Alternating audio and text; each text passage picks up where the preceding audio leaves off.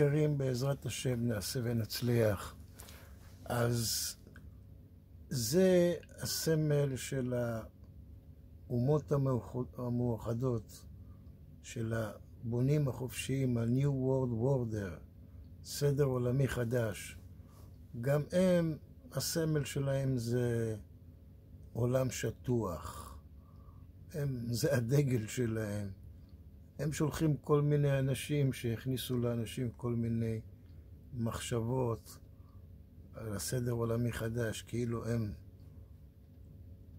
הם מאחורי הגב, מה שנקרא. הכל זה כפירה אצלהם, כן?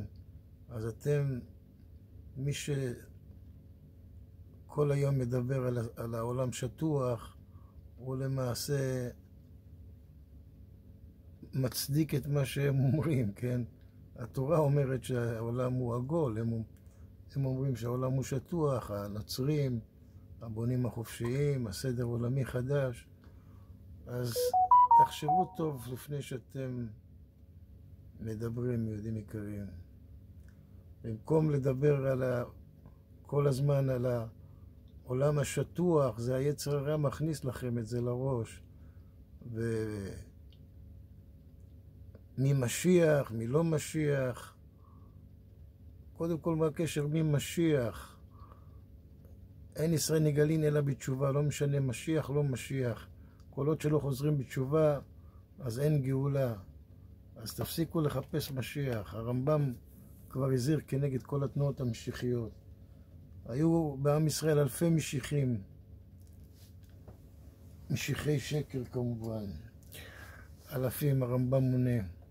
היה גם את שבתאי צבי, היה עכשיו גם כן חב"ד, אמרו שהרבא שלהם משיח.